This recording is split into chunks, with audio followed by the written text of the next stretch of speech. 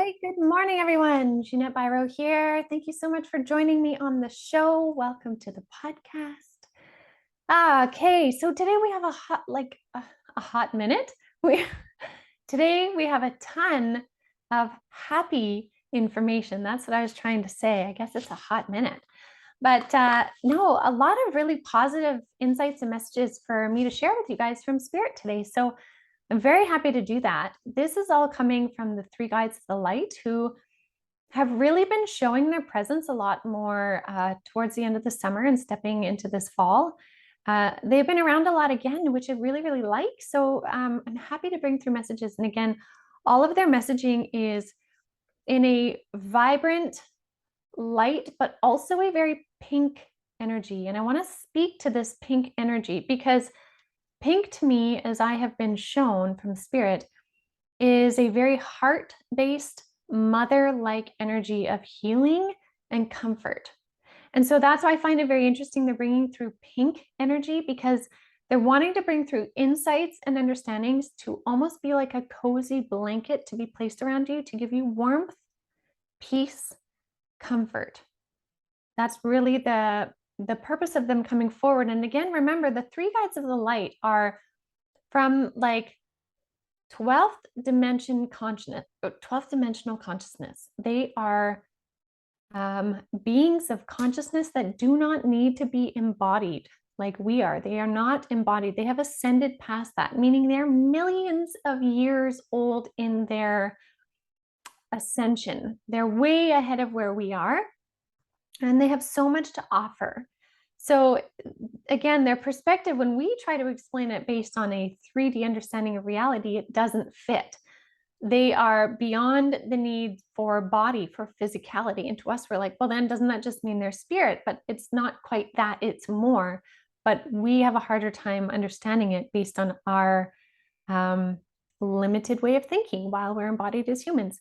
Which is why when they first came to me, as I've mentioned this before, they first came to me and they showed themselves as three outlines of light reflected through them, three outlines of bodies. And they came that way. They said, we are not embodied as you understand it, but we are coming in this way so you understand. It helps your brain understand we are a collective of consciousness, of beings, but we are made of light. We are not embodied, but we're manifesting this way to show you that so your brain can make sense. And I was like, oh, okay. And when I thought about it, I was like, yeah, good call on that one, because that helps a lot, especially at the time. Now it makes more sense.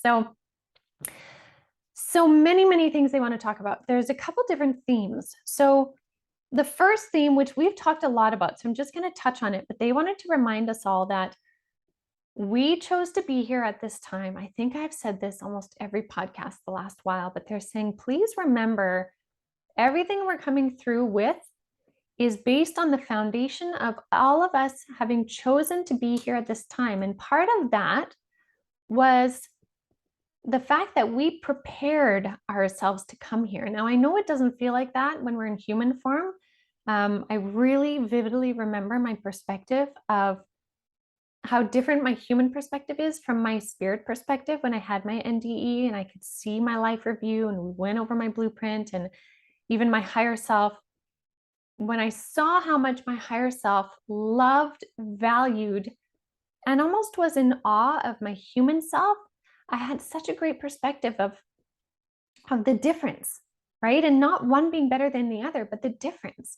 And so that's why they're coming through saying, remember that there was planning that went into why you're here at this time. Past life things, past life skills and abilities and knowledges, competencies that you gained in order to bring forward in this lifetime. There was a lot of planning that went into why you and I and all of us are here. And so essentially, we've been training for this age of light, is what they're calling it. Of course, three guides of light, but it's light consciousness. It's this golden light consciousness that I've been talking about, and I know others have been talking about it too. So we've been training for this time, for this return of golden age consciousness, of light consciousness. So they're saying, remember that as the umbrella or the foundation for everything we're going to talk about today.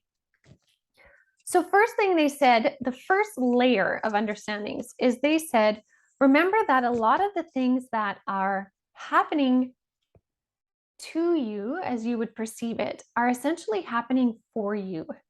They're happening for you so that you can choose what you want to do as a result of them and become more of your sovereign self. So when you get caught again in that kind of victim feeling, which we all do, it's okay. When you catch it though, that's when the power comes because you choose what you want to do. They said, try to see it through a lens of this isn't happening to you, but rather for you. What can you choose to do differently because of it? And they say, when you open to this perspective, when you're willing to say yes to checking your perspective, you then also have a great opportunity to set boundaries. And boundaries is a cool way to recognize your next level ascension. So when you're willing to set those boundaries and reaffirm those boundaries, and even have a moment of being like, whoa, I'm giving too much of myself here, or I don't like this, the way this is going, I'm going to change it. When you choose to do that for self, you're actually stepping up each time into a higher version of your light, a higher version of your frequency. So boundaries are a really neat indicator of you moving forward and ascending. It's fabulous. So something to consider. Also, in areas where maybe you're listening to this and you're like, I need to set some better boundaries here or there. That's just something being highlighted for you to allow you an opportunity to step further into your truth, right? There's nothing right or wrong with it, but boundaries are a really neat indicator of you stepping into more of your light. So something to consider. Definitely consider that. The other thing too, Spirit is saying with this, it's things happening for you rather than to you. They're also saying this doesn't just go for the negative things, but also the positive things. They're saying sometimes we don't give enough credit to the positive things happening in our life, and we just kind of allow them to happen and roll with it. And we're not fully embracing the experience. We're just kind of like, yeah, cool, great. It's kind of like when someone gives us a compliment, and instead of saying thank you, we say, no, don't worry about it. Or yeah, we brush it off. We're not embracing the energy of that positive experience. We're not saying yes to that. Because when we say yes to something, we essentially tell the universe what we like. And when we say no to something and set a boundary, we tell the universe what we don't like, which helps the universe kind of narrow down or pinpoint the things that align and the things that don't. When we're really clear yes and clear no, it's a frequency thing, right? So Spirit is saying, as much as you're working on setting the boundaries and saying no where you need to, also really open your heart to receiving those moments of yes, of being embodied in those moments of yes. Again, if someone gives you a compliment, you say thank you. That means a lot. As well as opportunities that come on your path, instead of pushing it off and being like, nah, I don't want to. It's like, pause for a moment and be like, is that an old narrative saying I don't want to? Or would I actually benefit from experiencing this thing? And it may be something simple, but maybe you've just never done it before. And you thought, hey, why not? Maybe I will, right? Maybe you've never ridden a dirt bike before and it never really crossed your mind. Maybe it's not a definite thing you are like destined to want to have to do. But if an opportunity comes up, someone's like, hey, do you want to try my dirt bike? I'll teach you how to ride it. Don't worry, it's a small overrun. You won't drive off a cliff. Do you want to try it out? And instead of being like, nah, you're like, yeah, I think I will. Because you know what? I've never ridden a dirt bike. And then after I have, then I can say I have. And then it's a new thing that I did, right? Like, it's embracing those opportunities that can also fill your cup. We really need that balance and harmony. So consider the both of those angles and how you're maneuvering your path forward. All right. Now, as we get into the kind of next layer of things, Spirit is really talking about diving into the portal of your heart. I have been talking about this a lot on the podcast, even starting, like, if you don't even know where to start with tuning into self, I talked about this before, tune into your heartbeat.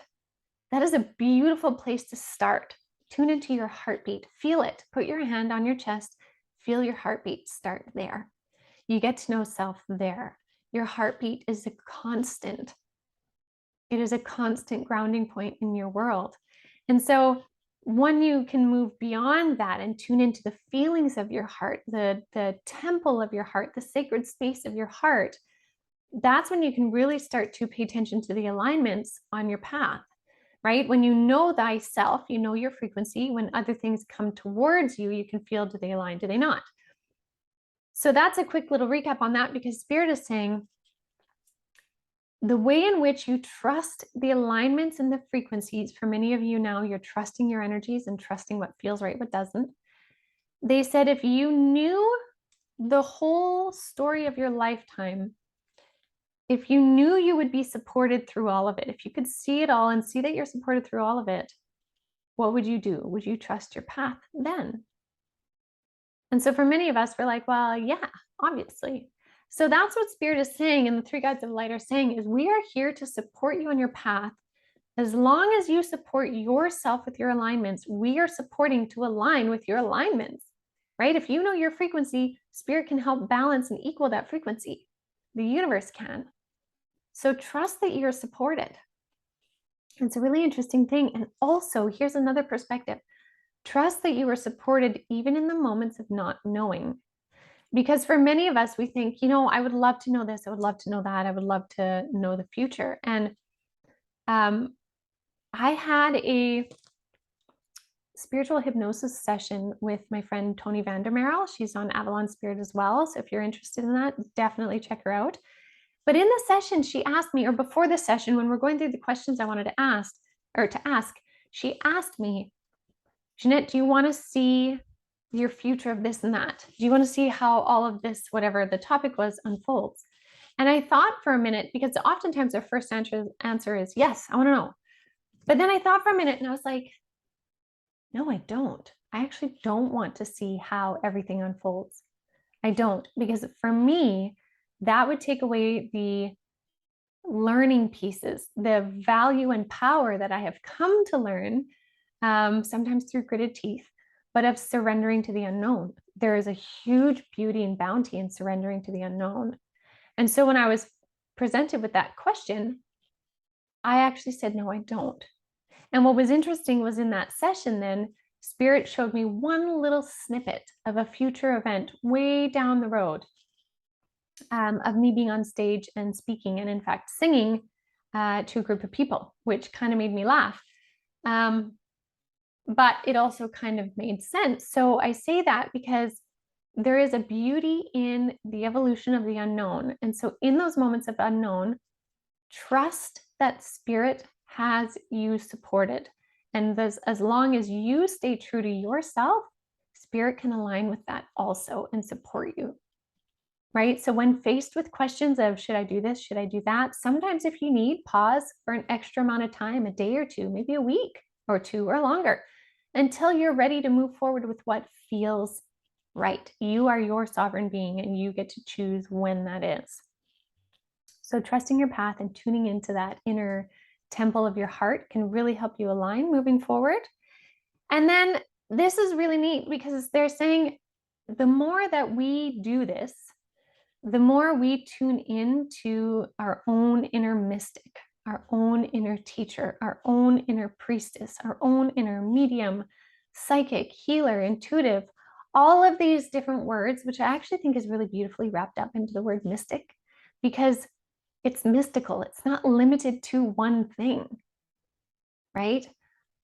The more that we tune into selves and work in harmony with Spirit, the more we are connected into the multifacetedness of who we are and also the universe, which means the more access we have in our gifts and abilities, which has been a really big theme of what Spirit's been talking about. So it's like tuning into that inner mystic, inner priestess, priest, sovereign self, spirit self, higher self.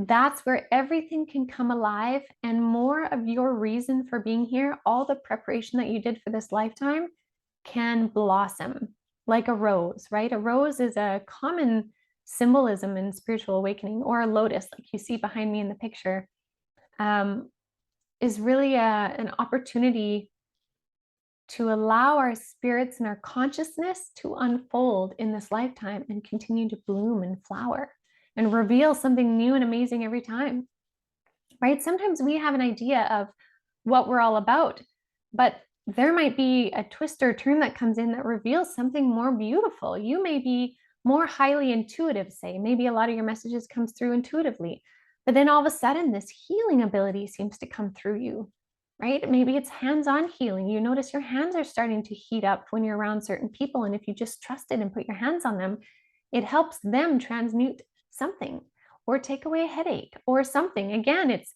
magic and mysticism moving through you because you're allowing it to blossom and unfold.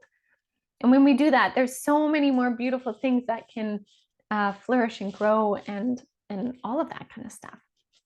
And so I'll share one of them for me, like I mentioned, singing is for those of you that don't know, while I was going to university and getting my kinesiology degree, I was also singing. And I started off late teens in like pop music, right? That's in my teenage years. I was into all the pop music and stuff. And so I started with an album in pop music. But then after that, kind of wasn't feeling right. And so I moved to country music because I was also such a country girl at heart and I loved country music. I love all kinds of music. And so then I was really focused into that. And I did get to do some tours and I got to tour with the Canadian Forces tours, singing to the troops in different places, Afghanistan, Dubai, Abu Dhabi, the North Pole, that kind of stuff. And so I was on that journey of singing. And then there was a point in which I remember the BC Country Music Awards, I was singing and I was nominated and I won a humanitarian award. And I remember after that performance, I was like, something's complete. And one of my goals ever since I was a little girl was that I wanted to become a singer. I wanted to sing on stage and I wanted to win an award. I just assumed it would be that much bigger than where I got to. But there was this interesting feeling of completion after that. And I was like, okay, I guess I'm done singing, which was really interesting because that was the identity of who I was. At the same time, this mediumship thing was just bubbling underneath all the time. I couldn't understand why I was picking up all this stuff of different people.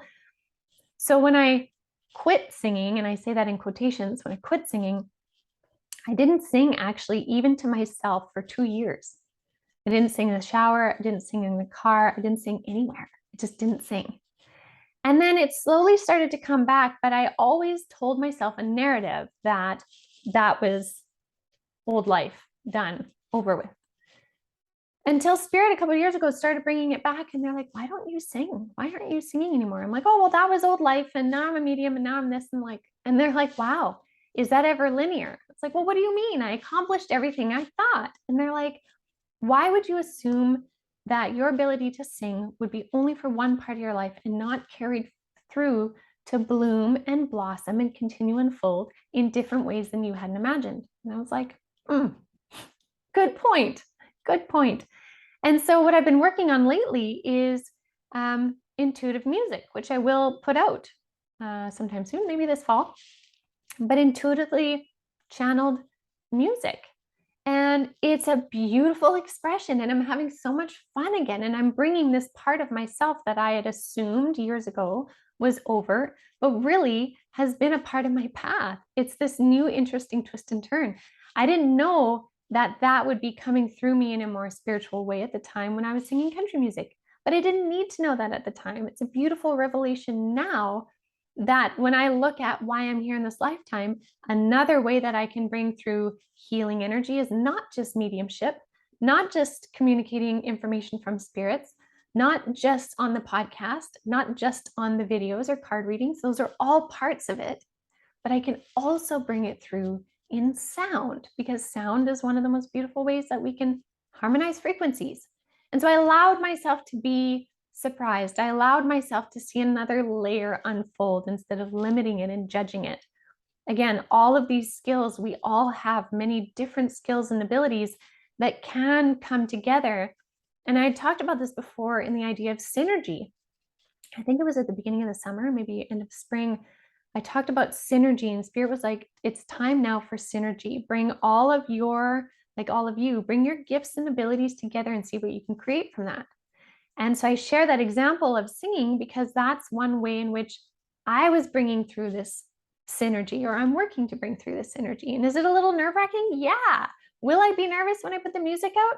For sure. But it's going to be an excited nervous, right? It's going to be a new thing that I'll play with and see how it evolves. And it may start one way and evolve into something so much more. I have no idea, but I'm excited to let it unfold, and I'm not going to limit how it unfolds, right? Because it is all a part of what's happening in this lifetime. It's all a part of things that can come through me, just as everything in your world has pieces that can come through you and continue to bloom, blossom, flourish, all of that kind of stuff. So Spirit is really wanting us to say yes to beautiful opportunities that come in, set up the boundaries where we need, so that we are living our fullest selves, making the most of this lifetime right now, right here, as we all ascend and grow in consciousness. So I hope that's inspiring for you guys. I know I feel really inspired and kind of excited that I shared the singing piece. I wasn't planning on it, but again, rolling with it. So I hope you guys have a beautiful week. Happy Monday, everyone. And yeah, I will see you guys next week. Have a great week, everyone.